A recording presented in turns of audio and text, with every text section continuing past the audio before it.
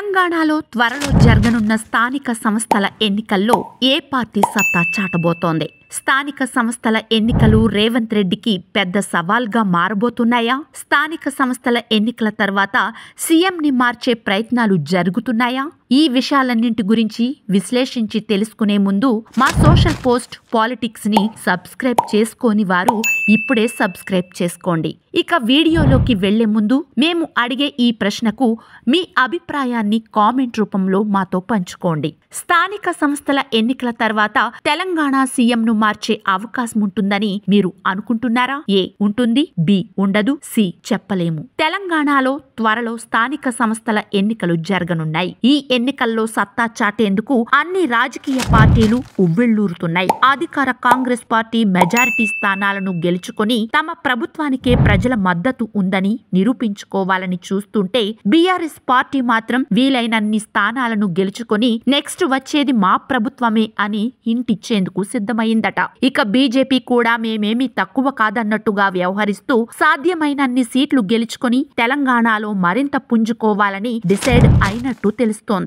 ఏ party లెక్కలు ఎలా ఉన్నా గ్రౌండ్ లెవెల్లో మాత్రం పరిస్థితులు కాస్త భిన్నంగానే ఉన్నాయని పలువురు విశ్లేషకులు సర్వేలు చెబుతున్న మాటలు వింటే వాస్తవాలు ఏంటన్నది అర్థమవుతోంది. తెలంగాణ ప్రత్యేక రాష్ట్రంగా ఏర్పడిన తర్వాత 10 ఏళ్ల పాటు బీఆర్ఎస్ అధికారంలో కొనసాగింది. గత ఎన్నికల్లో బీఆర్ఎస్ పాలనను కాదని ప్రజలు కాంగ్రెస్ ప్రభుత్వానికి పట్టం కట్టారు. అయితే 6 గ్యారంటీలతో అధికారంలోకి వచ్చిన కాంగ్రెస్ ప్రభుత్వం ఏడాదిన్నర పాలనను పూర్తి చేసుకుంది. ఎన్నికల్లో ఇచ్చిన హామీలను ఒక్కొక్కటిగా అమలు చేస్తున్నామని కాంగ్రెస్ ప్రభుత్వం చెప్పుకొస్తున్నా ప్రజల్లో మాత్రం ఆ పార్టీ పాలనపై అప్పుడే అసహనం మొదలైందట. రుణమాఫీ, రైతు భరోసా, ఉచిత కరెంట్, ఇందిరమ్మ ఇండ్లు ఇలా ఏ ఒక్కటి కూడా పూర్తి స్థాయిలో అమలు కాకపోవడం, ముఖ్యంగా వృద్ధాప్య పెన్షన్లు ఇప్పటి వరకు పెంచకపోవడంతో ప్రజలు కాంగ్రెస్ ప్రభుత్వంపై తీవ్ర అసంతృప్తిగా ఉన్నారట.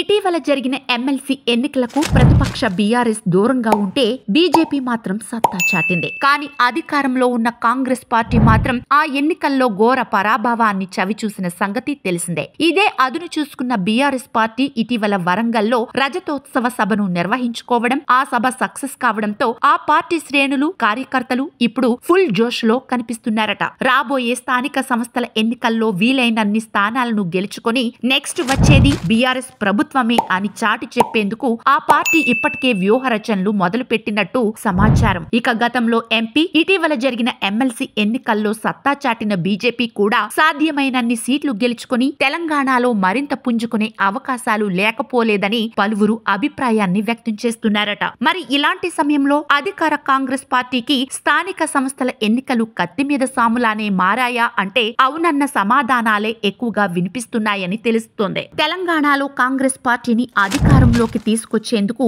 ఎంతగానో కష్టపడిన రేవంత్ రెడ్డి మొదటిసారి సీఎంగా పదవి బాధ్యతలు చేపట్టి తన మార్క్ పాలనను చూపించలేకపోతున్నాడన్న సందేహాలు ఇప్పుడు చాలా మందిలో వ్యక్తమవుతున్నాయట. అంతేకాదు, మొదటి నుంచి రేవంత్ రెడ్డిని సీఎంని చేయడం ఇష్టం లేని ఆ పార్టీ సీనియర్లు కొందరు స్థానిక సంస్థల ఎన్నికల్లో మెజారిటీ సీట్లు కనుక కాంగ్రెస్ పార్టీకి రాకపోతే హైకమాండ్ దగ్గర ఆ సాకు చూపించి రేవంత్ రెడ్డిని కుర్చీ నుంచి దింపేయాలని పట్టుబట్టినా ఆశ్చర్యపోనక్కర్లేదని కొందరు అభిప్రాయపడుతున్నారట. ఇదంతా చూస్తుంటే రాబోయే స్థానిక సంస్థల ఎన్నికలు ఇప్పుడు రేవంత్ రెడ్డికి ఒక పెద్ద సవాల్గానే మారాయనే చెప్పాలి. ఎంతసేపు గత ప్రభుత్వం ఖజానా ఖాళీ చేసింది, రాష్ట్రం ఆర్థిక ఇబ్బందుల్లో ఉంది, అప్పులు పుట్టడం లేదని ముఖ్యమంత్రి హోదాలో ఉన్న వ్యక్తి పదే పదే చెబుతుంటే ప్రజలు కూడా ప్రభుత్వంపై ఉన్న విశ్వాసాన్ని కోల్పోతారన్నది చూసుకోవాలి. ఇకనైనా రేవంత్ రెడ్డి ఇది గ్రహిస్తే మంచిది. పాలనపై మరింత పట్టు పెంచుకొని స్థానిక సంస్థల ఎన్నికల్లో తన సత్తా చూపించుకోవాల్సిన సమయం ఇది. లేదంటే సొంత పార్టీ నాయకులు